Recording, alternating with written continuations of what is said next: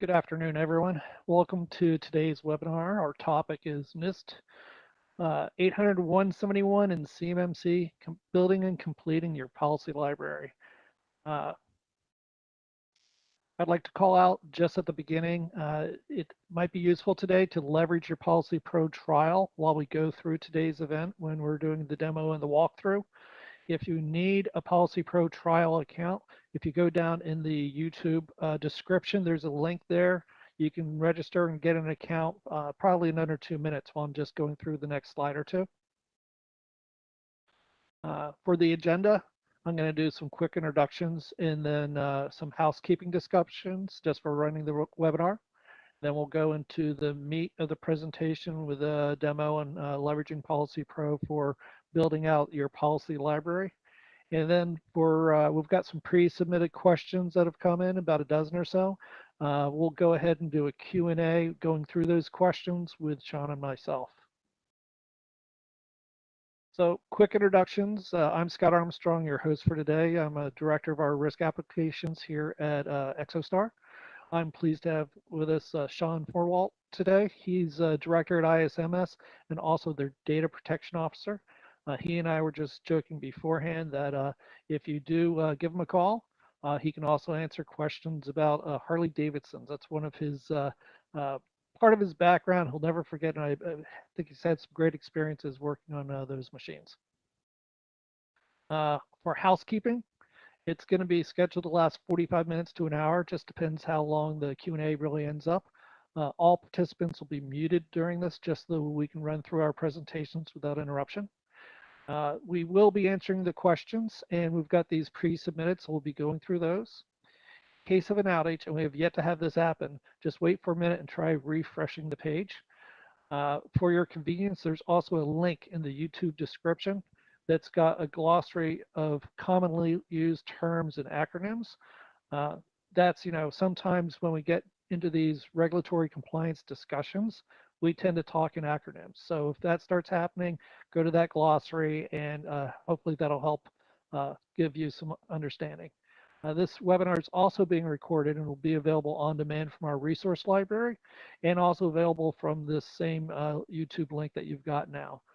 And in addition, if you've got additional questions or need outreach for any topic relating to CMMC 171 or other requirements, feel free to reach out to us at cmmc-team@exostar.com. We have that email alias monitored by several of our subject matter experts here at the company, and we can get you a response usually within a day or two, if not earlier. And also, you can leverage the live chat feature on our corporate website, where we also have our CMMC specialists monitoring for questions there. On this note, I'd like to hand it over to Sean. And Sean, on to you. All right. Thank you very much, Scott. So now, as Scott had said, my name is Sean Fornwalt.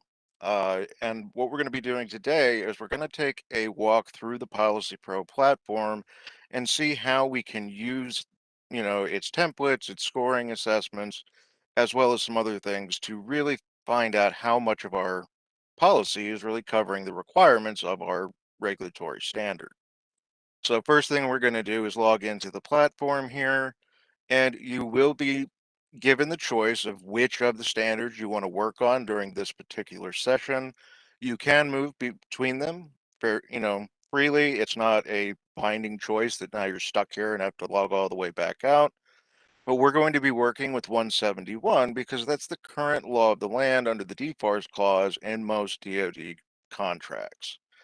So with that, we're going to hit continue, and then we're going to come into our dashboard on Policy Pro, and there's a couple bits of information here that are really helpful for someone who is going through this process, especially for those folks who have just been assigned this process and may not have had anything previously to draw on for experience.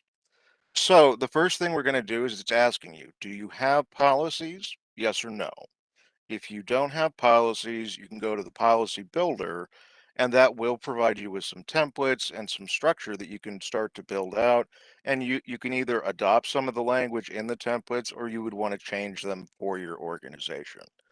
The next one is if you do answer yes, that you have current policy documentation, you want to go and run it through our assessment algorithms to figure out if you're covering everything that you should be covering for the standard. The next one here, I just want to point out real quickly, is our Bloomberg Government Analysis. Now, this is a feed that we get from Bloomberg Government about different contracting articles that they have, and this is offered as a free service along with Policy Pro, and it doesn't cost anything extra, and you can access it through our trial account as well. But what we're going to do is we're going to look on the left-hand side of the screen here, and we're going to be looking at our different navigation options. So as I had mentioned before, we landed right on our dashboard. This is where we're going to have all of our assessments, and it's going to show us what we've scored in each of the different sections or policy families in the 171. And those can be seen here on your document relevance dashboard. We can click to expand, and this will show you each of the documents that you've uploaded in which part of the standard and what your different scoring metrics are. And that's going to say, is it covering a majority of the necessary items? Is it long enough? Has it been properly customized? If you're using one of our templates, especially because you don't want to have language from the template bleed through, and then you don't actually do that, which can cause issues down the road. And we will address that in a couple minutes. Next, you're seeing what your relevance percentage score as well as what your KENI or your key elements not included scores are for each of these documents, and it will help to create an audit trail so that you can actually show an auditor or during your certification audit that this isn't something you just whipped up, you know, in one try. You've been gradually reviewing this document, upgrading it, evolving it to be more protective for your organization and to really just show that you're working at this as an ongoing process. So the next one we're going to be looking at now, if we don't have our policies or say we've implemented a bunch of stuff, but we haven't written it down, we want to go and take a look at the policy builder. So we're going to click on that and we're going to open up, and each of the policy builder sections for all of the different policy families in the 171 are going to have a prepare, a gather, and a consult section on their first page. And what these different things do is that prepare is giving us a high level understanding of what this is. And then the gather is telling us, here's a recommended list of documentation that you may already have, whether that's an employee handbook, SLAs with a third party contractor, or just maintenance records of, when you do your system maintenance. As well as now with the consult, because we understand that this is not a IT only issue, this is a whole business issue. So all the stakeholders within the organization have to be involved. We do put in a consult section, and these are going to be the folks that will be knowledgeable in areas that you may not know 100% what's going on, and you can talk to them about, are these proposed controls viable for our organization?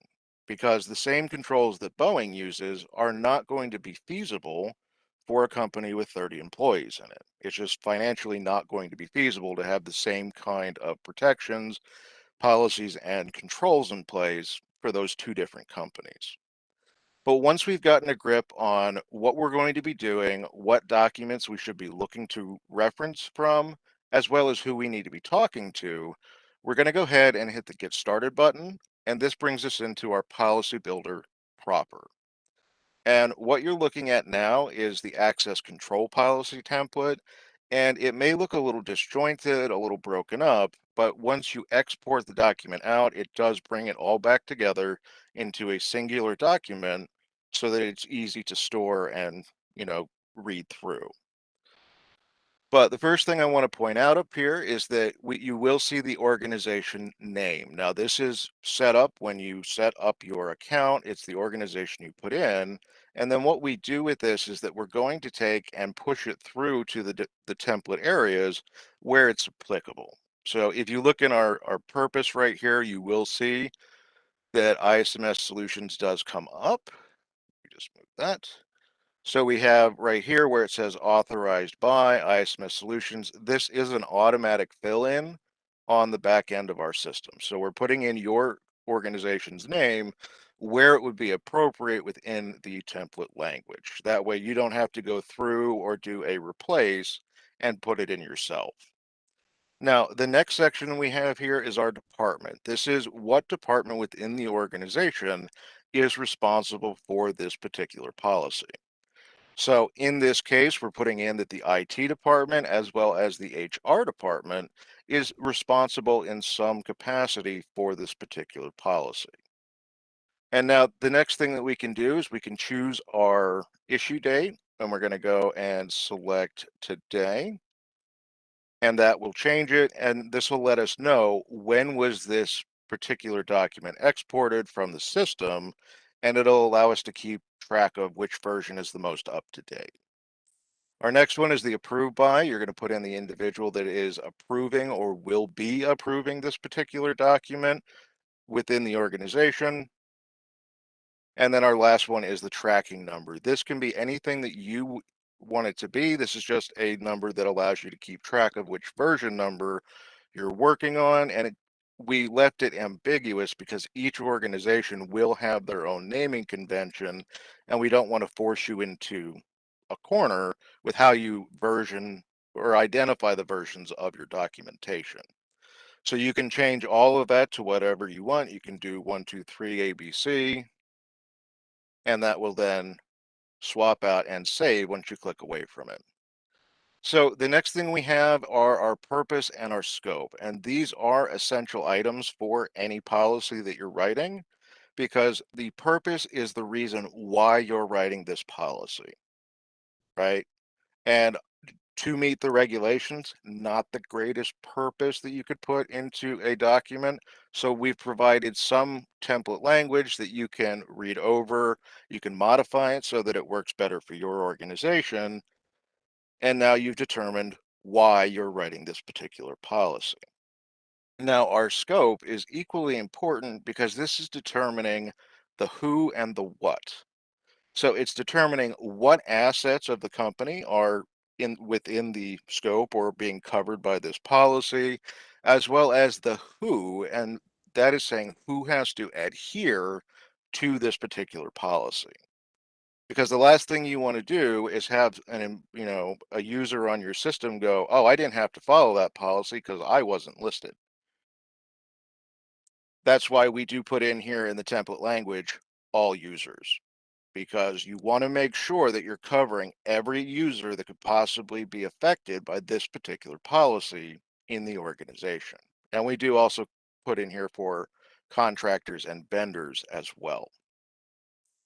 So now that we have identified the why we're writing a policy and then the what is covered and who has to adhere, we're going to start going into the actual controls of the standard and then addressing them one by one, as opposed to, putting them all cattywampus and everywhere else. We're going to break it down by individual manageable sections so that you can work on this over a period of time and it becomes a less daunting task. So what we're going to do is I'm just going to reset this real quick so it goes back to the template language. Now, that is a functionality that is there that if you get so far out into the weeds on what you're writing in the policy builder, you can wipe it all back to factory, and then you can start fresh from the beginning. And it will only affect the section that you do it. So in this case, it will only affect 2 of the 110 controls for 171. Well, what we're going to do here is I'm going to expand this out to make it viewable. You can make these windows bigger. And this is a very rudimentary word processor. If you're looking for, tables and graphs and charts, you may want to go to Microsoft Word or another word processor that has that functionality. But for writing in the text of your policy, this will work just fine. And what we're going to do is that for 3.1.1, we have to identify the authorized users, any processes acting on their behalf, and the devices that are authorized to connect to our network. So for the first part of this, we're defining what our account creation procedure is. Now, this is where there will be a large amount of customization on the part of the organization because you as an organization will probably not set up accounts in the same process as the template states or as any other member of the DIB itself, because each organization will use different hardware and software to achieve their ends. But what we've done is we've put in some very generic template language that will help you build out what you're doing currently. And that is a good point, is that if you don't know where to start, you should start off by writing what you're currently doing. You can find vulnerabilities, you could find risks that aren't being accounted for, and that's where you'll make changes and improvements to your policy documentation, and then through the process to its implementation to cover those things that will come up once you've written down what you're doing. But as we can see here, we do come across, a couple of things like this one right here for the department manager. You may not have that person as the one that initiates the process. So you can change this to whatever you need. So we'll say the hiring manager, and then we'll just put an abbreviation in there if we want to use that later. And then they're going to be requesting from the IT department by email or through a ticketing system, depending upon how you're doing it. But what you would do with this template is you would then take this, let's see if I can not break it. We can go ahead and highlight this out, and then we're going to change it to be more appropriate to what we're doing. So it's saying that the email address for completion using, and we'll just put in here IT support at ismsapps.com. So I've now defined that the person who is initiating the process to add a new user to our system will send the IT team a request to this email. And then because we're not using ticketing, we'll just say that all required information must be provided before the account can be created. And then what you can do additionally on top of this is that you can define what is that required information. And essentially what you're doing with any policy, regardless of where it is in the standard, is that you're writing the rules of how your company or organization will operate from a cybersecurity perspective. So we're going to go ahead, we're going to read through, we'll find that, here we're talking about, there is a turnaround time for account creation. We are identifying this so that everyone knows if you request an account, it may not be taken care of for up to a period of time. Typically, it's 12 to 24 hours, but that way the person requesting it isn't constantly emailing the IT team saying, hey, have you done this yet? Hey, have you done this yet? Because everybody understands there is a time frame that you have to wait for it to be taken care of. Because again, there could be any number of problems going on, and you want to make a policy that informs everybody of what the restrictions are on a particular process so that they're not calling managers and arguing between departments. Everybody knows what it is because it's written down in your policy that everyone can read and should have read and understood so that everyone's on the same page.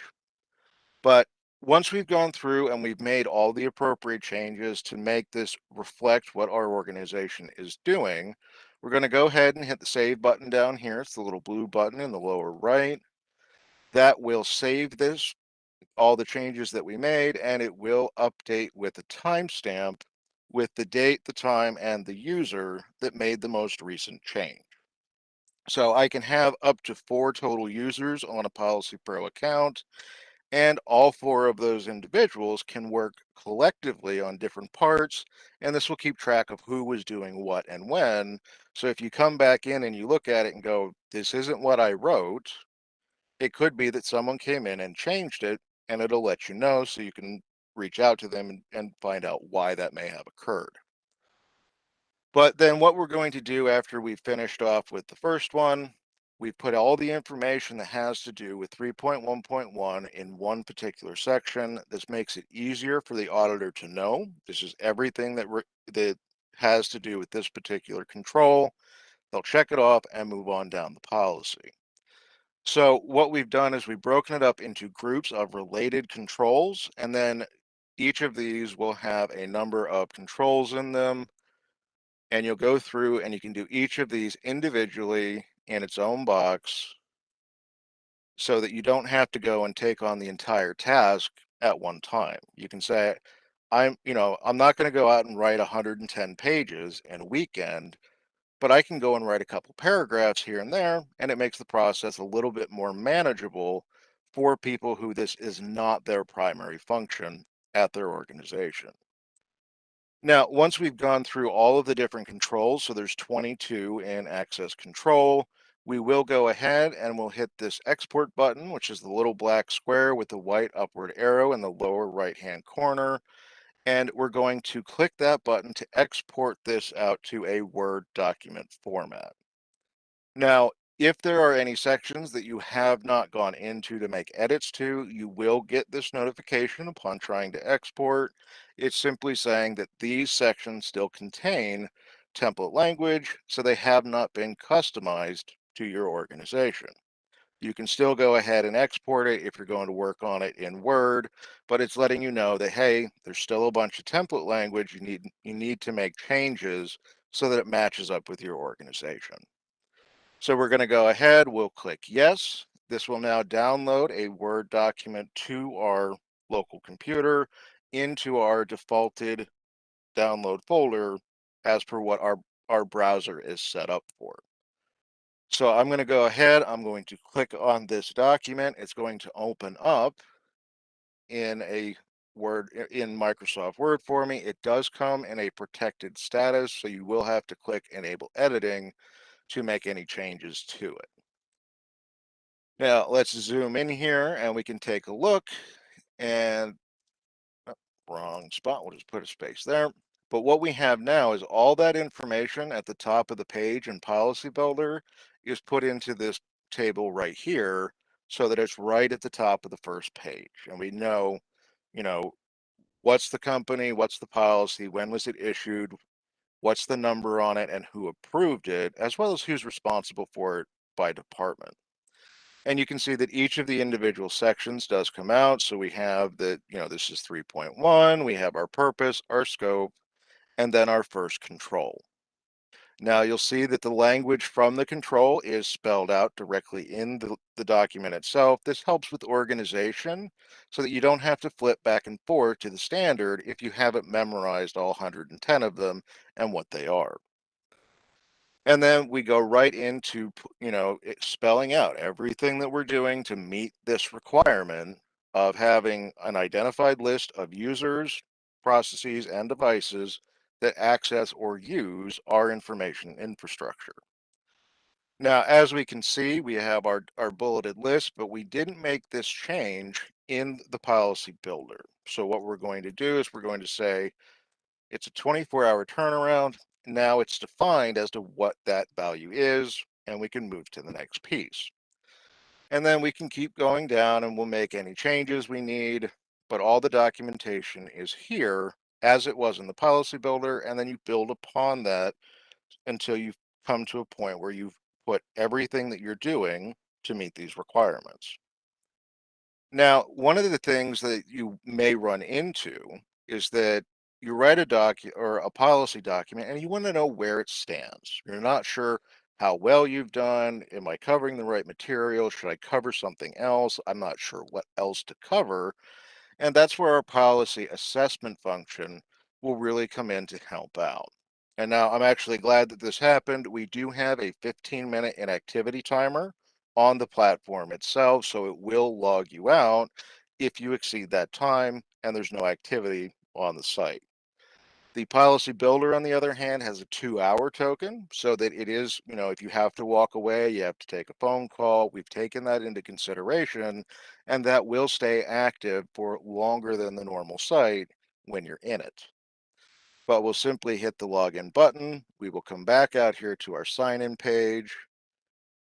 and then we'll just select the standard that we want to work with, and we're right back to our dashboard where we were.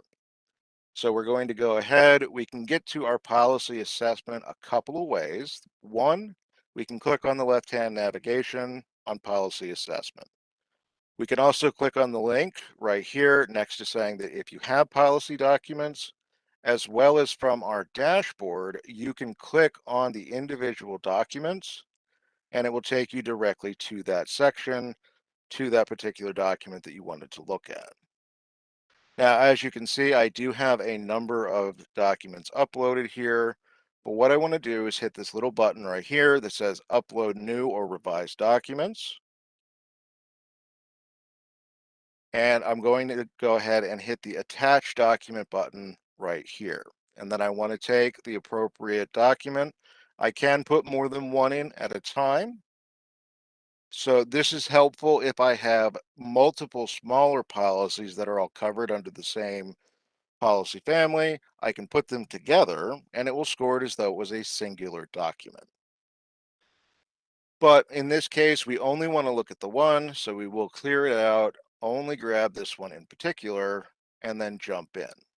So now we have our access control, and we're looking at a 70.2%. Academically, not great. It's not bad, but it's not great. But here's the key difference. This is not an academic score. This is scoring on a scale of relevance. How relevant is the document that was assessed to the particular part of the standard?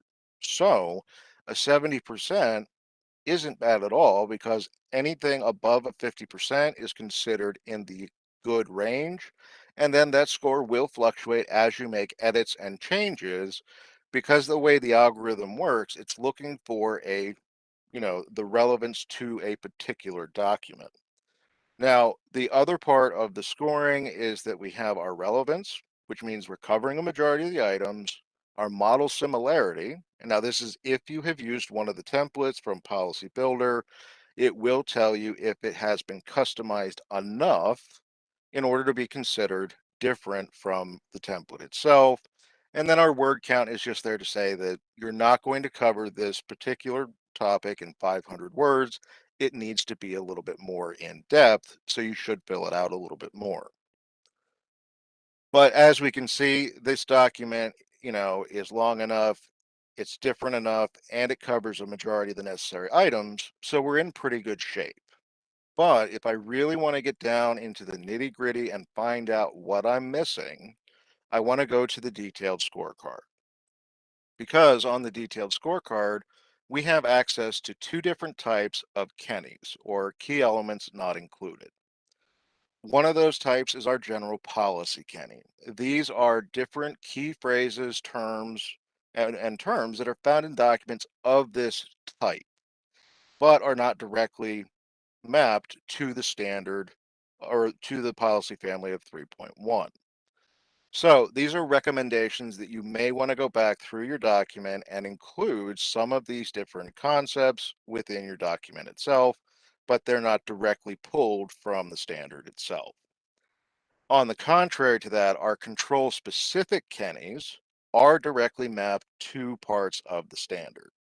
So it will not only tell you, hey, this is a key concept that you didn't cover, but it will also tell you where in the document it should be covered. So in this first case, we have CUI and non-public information, and it should be in the 3.1.22 section of our documentation. So what I'll do is I will go ahead and look in 3.1. I will look for the 0.22. And then I'm going to go and I'm going to look over and see, am I covering CUI and non-public information as it's covered in 171? So the first thing I need to do now is figure out what exactly does this mean? So what's provided on the detailed scorecard is the discussion directly from the standard itself, explaining what this particular term is trying to address. And in this case, it's simply saying that CUI should or shall not be accessible on any network that is publicly accessible, right? Or that the CUI will not reside on any network that is publicly accessible. which would be social media, your public Wi-Fi, anything where there's no credentialing required for someone to gain access to that network, because they could come in, they could take the CUI, and now there's been a massive data breach that we have to contend with. So, not storing that information where it is easily attainable by the general public is not only a good idea, but in this case, part of the requirement of the 171. So, we have to have in place certain different items and different procedures and processes to protect CUI from being put on a publicly accessible network. So, we're going to go back and we're going to look at our document itself, and here's what we're doing. Right? So ISMS Solutions designates an individual. We're saying there is one person or a team of people that are allowed to post to the publicly accessible networks and sites. No one else is allowed to do it, only these specific people. Then on top of that, we're training that group of people to know what is CUI, what is appropriate to post, and what's the procedure to check if it's appropriate to post, right?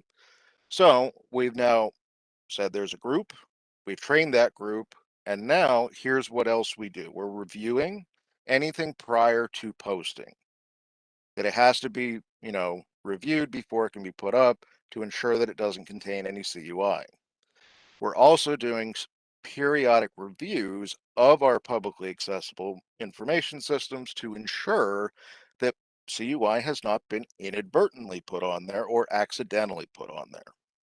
So we have a four-step process of how we're addressing this particular item, but, and here's the kicker, we didn't cover it as the standard covers it in verbiage. So what we can do essentially is say, I'm happy with the coverage we have for this concept. I'm now going to ignore that particular Kenny. You don't have to put it in there exactly verbatim of how it is, but you've covered the concept with the appropriate measures, so you can ignore that and move on to the next. And just for an illustration, we have here 54 control Kennys. If I were to go where I just put in a blank document, which is right here, we just have a regular old blank document with nothing in it, and I look here, and we have 247 key concepts that are from the standard that we're looking for. The template document covered all of them except for about 53, 54 of them. So pretty good coverage just from the template. But this is what we're going over. This is what the canny system is doing, is that it's going through and looking for the key concepts. And if it can't determine that it's there, it's going to say, hey, we flagged this as not being there. But you can go in and say, no, I did appropriately cover this. I'm satisfied with our implementation, our policy on this. We're going to move forward. Now, the next thing we can do as well is that, say we're going to work on personnel security, right? We're going to go ahead, 1 second here. So we're going to look at personnel security here for a second, and I'm going to upload my personnel security document to take a look at that. So we go ahead, we hit open, we hit our submit button, and now we're going to run this through, and we come out with our personnel security. Now, personnel security, in contrast to access control, only has a few controls in it. It's only 2 controls long, so it's a rather short document. And we do have a copy of that template right here. It comes out to about 4 pages long, right? So we're going to do the same exercise where I'm going to look at the Kenny for this particular template, and then we're going to figure out what we're going to do to make sure we're covering it. Now, the other thing I want to point out here is that there was no information added in, so you can leave those fields blank, but it will still populate with the table that you can fill in later yourself. Again, each of our templates has the same basic structure with the purpose, the scope, and then the different controls held within. But what we're going to do is take a look at the assessment that we got on this particular document and do the same process of finding where it's covered and if it is or if it isn't. So what we're looking at here, we have a total of 15. We're looking for access privileges, access to official records, and these are both in 3.9.2. So what I'm going to do is I'm going to go to the template. We'll make this a little bit bigger for everyone. And then I'm going to go to 3.9.2, right? Ensure that the systems containing CUI are protected during and after personnel actions such as terminations and transfers. So this is what we're going to be doing in the event that an employee is terminated or transferred to a different site, and we need to rescind their access rights to our system, right? So we're looking at this and we can say, we disable inform or system access within a certain time frame. And again, if it's not hours, and say it is upon termination, right? So as soon as you have them in the office to be terminated, you have another person who's shutting off access. That's one way to do it. If that's the way you want to do it, you have a way, you have an established policy about it, and you have processes and procedures. So every time it's done, no matter how it's done the same way. And if we do things in the same way each time we do them, that consistency can lead to fewer mistakes being made and revoking someone else's access or giving them more access inadvertently because we're not sure how we're supposed to do it, right? We don't know that when we terminate someone, we should remove their access as soon as they are aware that they're being terminated, not before or after. Because if you come in at 9 a.m. and I tell you, hey, you're getting fired today, but I'm not removing the access, what's to stop that person from going in and deleting files, to changing information, to, you know, disclosing it to the public? So when we're terminating somebody from a cybersecurity perspective, we have to terminate their access at that exact time, right? Or because if you do it early, they're going to know something's up, and if you do it late, they could cause damage. So you have to coordinate and have a policy in place of how you're going to do that going forward.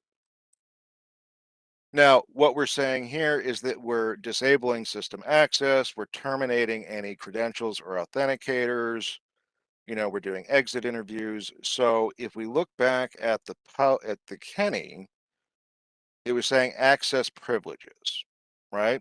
We're not using the terminology that's here, but the document itself is talking about access, right? And terminating that access as part of our policy. So again, not the exact verbatim, but we are covering this particular concept in the document itself, so we can ignore that particular Kenny and move on down the road. Now, if you run into a point where you've read the discussion here, you've looked at the different, documents for examination, and you're still curious or you don't know how to handle something, we also provide a reference library that can be helpful in finding information about the particular standard you're working in, whether that's 171 or CMMC. And the way that we've done it is we've broken it down into just some generalized, publications that are good for writing policies, but they're not, really tied to a particular policy family. Then we have our NIST standard documents in our table of contents. So you see here we have our generalized, information, we have our standards, and then we've broken down each of the different policy families. So if I know I'm working on access control, I can click on access control and I have a list of documents that are relevant for that particular policy family. And you will see that a lot of it's, well, not a lot of them, but some of them, like the 161, are listed in multiple sections. So you don't have to worry that, oh, we didn't include that because it was in a previous section. It's if this document is relevant to that policy family, we provide a link to the NIST.gov site where it resides. So, for example, we're going to check out the 167 about whitelisting, and we're taking you outside of Policy Pro to the NIST.gov website where this document's original resides because this is the best source of the information is from the organization that released it. So we look here, we can see when this was published back in October of 15. We can also come over here to documentation, and under publication, we can click on this link for 800-167, and that will bring us up the PDF version of this particular special publication. Now, when you're working on 800-171 or CMMC, because the 171 covers a vast majority of CMMC, you want to look at what's called the 800 series of special publications from NIST. And these are all documents that have something to do with either the 853 or the 800-171, and they kind of reinforce what should be covered and how it should be done. Now, what we can do from here is we can come to the table of contents in the PDF, and it's, we just want to know the basics, or maybe we want to go to application whitelisting. We'll click on that. It takes us right to what we need to know. We read through it, make an educated decision on how we're going to do that within our organization, and then you can go back to doing what you were doing. And it's not like you have to sit down and read the entire document. You can just take the part you need now and then move on forward. So with that, that's how Policy Pro works. That's how you can use the templates and the assessment and the Kenny and then the reference library to understand what NIST is wanting you to do to meet that requirement for the standard itself. The recommendation I always make to people that are starting out in this process, whether you have some documentation or no documentation, write down what you're doing now, because that's where you're going to start from. You need to know where you're at so that you can figure out where the problem areas are and what needs to be addressed first. But with that, I'm going to turn it back over to Scott, and we're going to do the Q&A section for the rest of the hour.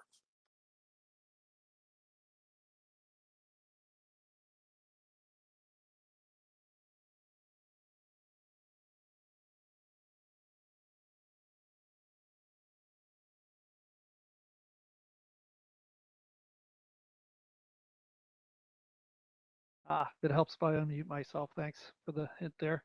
Uh, Excellent, Sean. Appreciate the demo and the oversight there. The first question I've got is one that came in over our CMMC-team alias in the last 24 hours.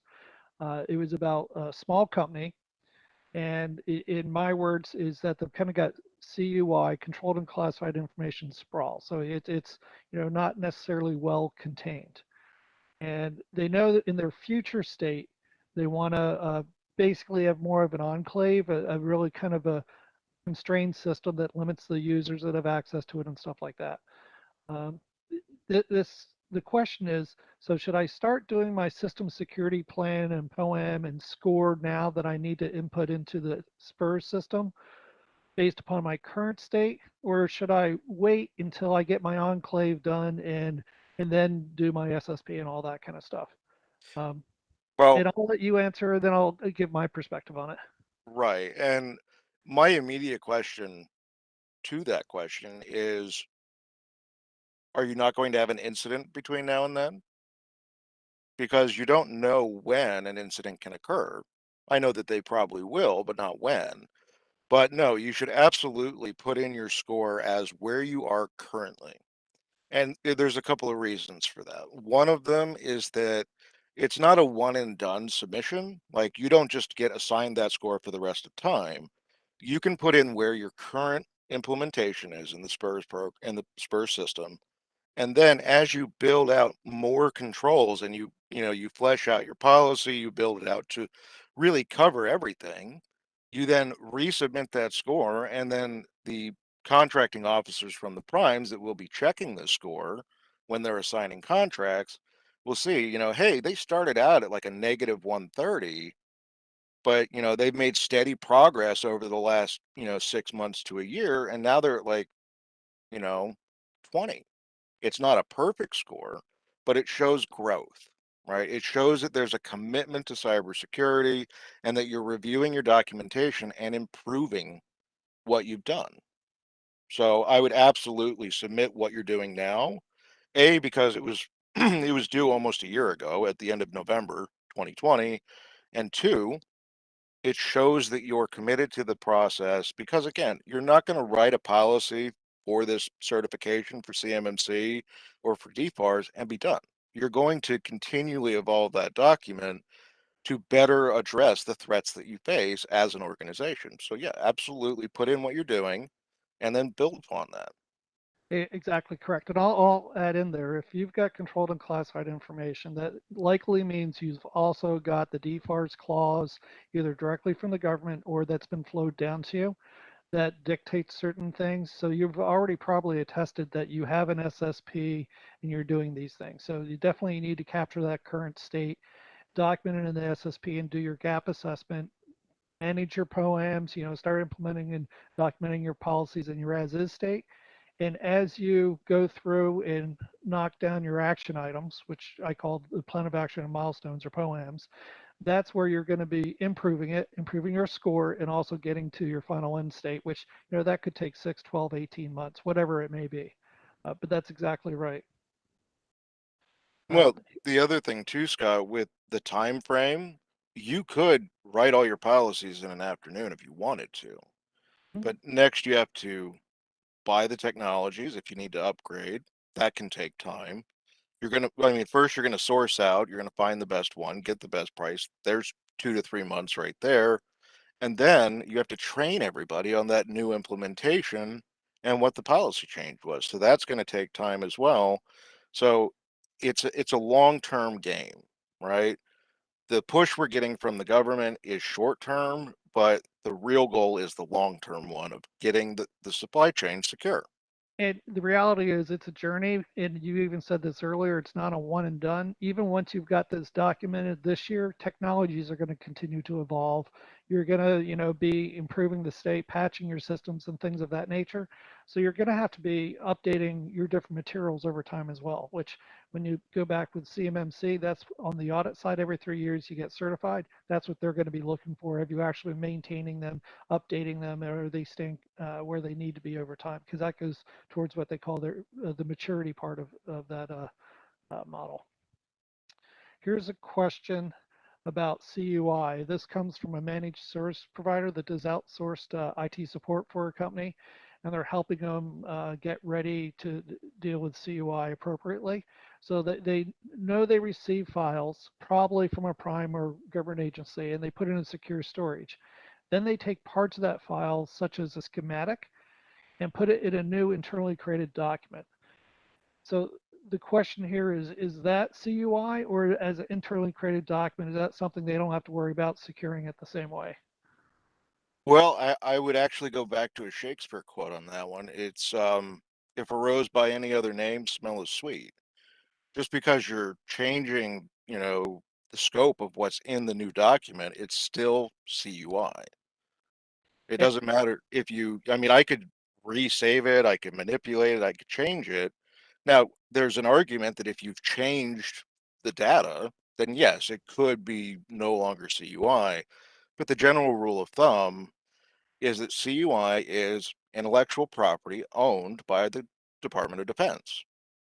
Now, it's not classified information, right? It's controlled unclassified Yep, information.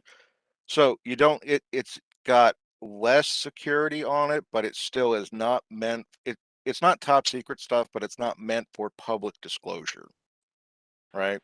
yep. And just so that people are aware, with one of the reasons why the government's heavily focused on this, if there's data leakage of CUI across, let's say for a defense program for a weapon system, but across 1,000 suppliers, if a foreign agent adversary gets access to that and aggregates that CUI, it actually could raise up to the point of being classified information. So that's where it's very important to be protecting it at all levels of the supply chain.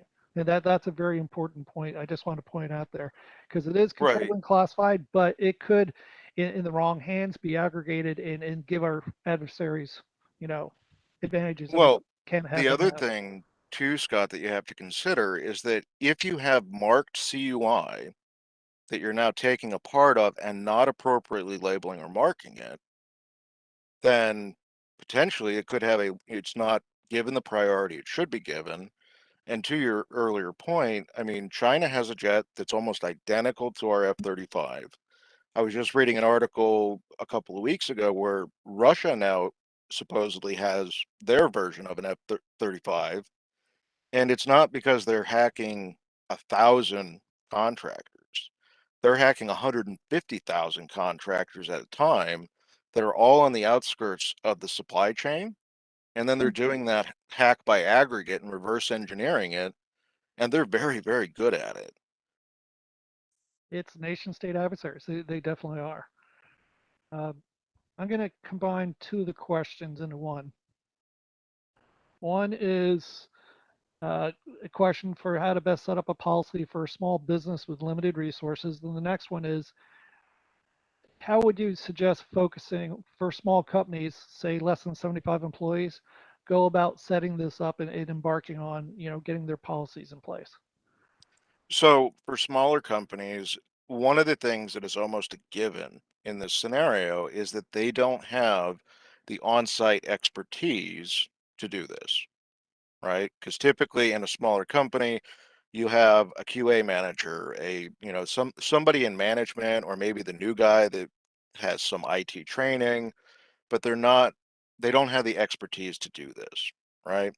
And what I recommend is, just like I was saying during the demo, is write what you're currently doing and then do a gap assessment. Figure out, is what I'm doing sufficient? Compare it to a risk assessment and say, here's what I'm facing. Is my current configuration going to be enough? And if the answer is no, that's okay, right? I mean, it's not the greatest, but it's okay. You write what you're doing, and then you go through that gap assessment with the risk assessment and figure out, what do I need to do? You throw that on your POAM, and now you have an action list of all the things that you have to do, and you know, the expected completion time, because that's part of the POAM. You can't just say, oh, I don't have this, so I need to do it. You need to say, I don't have this, but I plan on having it in the next 6 months, right? Because under the old methodology of the POAM, you could say, yeah, I don't have multi-factor, but I'm going to have it in 3 to 6 months. And then that was okay. The problem with that was when those same companies would not attend to those action items. And they'd Hmm. just be like, oh, I POAM'd it, so I'm good. And then they don't worry about it anymore. But I always recommend that with smaller companies, you know what you're doing, right? So write that first. Then submit that score you have, right? Because it goes right back to the SPRS thing. You submit that score, you figure out what you got to do, you put it on your POAM, and you start knocking those things out. But here's the key point: don't take it off the POAM, right? You should leave that item on the POAM with the completion date, because now when an auditor comes in, like for your CMMC certification, you can say, here's everything that we've done in the last year or 2 years to improve our cybersecurity. We recognize we were not where we needed to be, and here's all the things that we've done. Not only that, but for your internal use, say your IT director or the person who did all this implementation leaves and leaves if you don't leave documentation for the next guy, he's got to take 3 to 6 months to figure out where everything's at. He's got to learn everything. But if you leave him the documentation, he can pick up from day one and run with it. But that's with any kind of process. You have to have documentation so that everybody's on the same page. Yeah, and on the documentation side, and I've got time probably for one more question after this. I'll remind people we do have a poll. If you go down the link, I believe it's available now, so you can take the last few minutes while we answer another question to complete the poll. But on the documentation side, when you get audited, and it could be like with CMMC or even with DCMA and other agencies, they're, I know, still going out and auditing not only primes but also suppliers, targeting specific programs. But the first thing they're going to be asking for is your documentation. They're going to want to see your policies. They're going to want to be seeing your system security plan. And based upon that, they're going to be interviewing people. So even if you're working like with uh, external service providers to help with certain things, they're going to be interviewing the staff of your company and looking at that documentation to see if you're actually doing what you're saying you're doing and how you've documented it. So that's where these things really, as you write it, you need to make sure you start living it, so to speak, because that's going to be key. And that's not really about documentation. That's really about how you're ensuring that you're improving security, which is, people, processes, plus technology. It's not a single silver bullet. And when you document something, it actually, that's where you find your gaps. When it's written down, it makes it real, and that's where you see, oh, wait, here's a gap. Let me go do that as well. So the one last question that I've got is, it's a terminology question, I think, at the end of the day. They say we don't handle any classified information. Will we still need to proceed with additional controls for information that we will never be viewing? And there's actually several different types of information. There's federal contract information, controlled and classified information, and then there's the classified information. And Sean, I'll let you take the first stab at this one, and then I'll just follow up on it. So, right, the 171 is not intended to be sufficient for classified information. Yep. It is to be for controlled unclassified information. Now, that may seem like it's not as sensitive, but it is still a controlled piece of information that has to have certain security applied to it. So, if you have a DFARS contract or you handle CUI, you should be you not only should you be compliant with this, you've already said you are compliant with this. Because the old self-attestation of the old DFARS clause, before they came about with the interim rule change at the end of last year, when you signed that contract, you were essentially saying, I am attesting that I am compliant with this particular standard. So if you sign that part of if you sign that contract with the DFARS clause in it and you're not, the federal government can come after you under a False Claims Act. And they can say, you told us that you were compliant with this standard and you lied to us. And it happened to a company out in California where I believe they got fined like $14 million because they had an incident, they got audited, and they were not compliant. I don't know the details of if they had like 50% or what they had, but they were not compliant with the 171, so they were fined.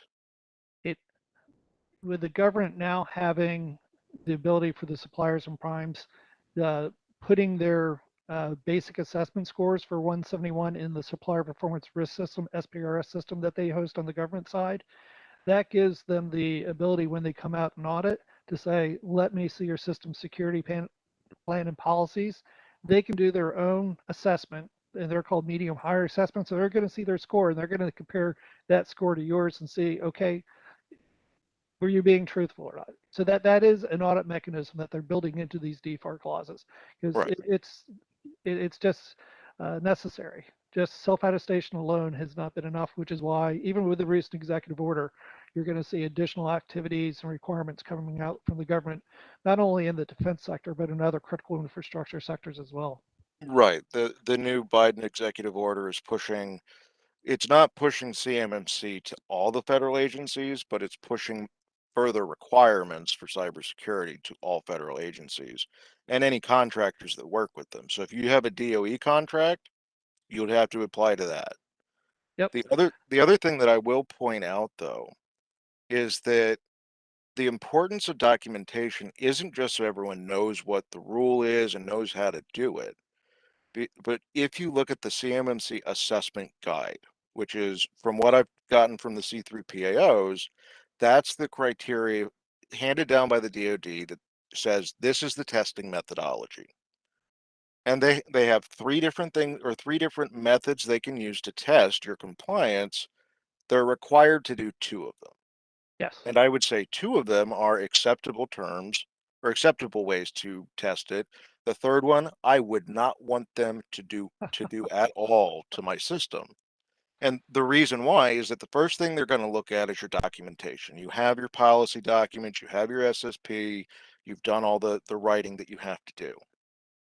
The second thing they're going to do is they're going to interview folks within your organization, because everybody who is in that scope has to know what that policy is and how things are done, right? And if those two criteria are met, they're not going to go to that last one, which is they're going to test your system. Meaning they're going to sit down at a console and they're going to go in and just run tests on your system.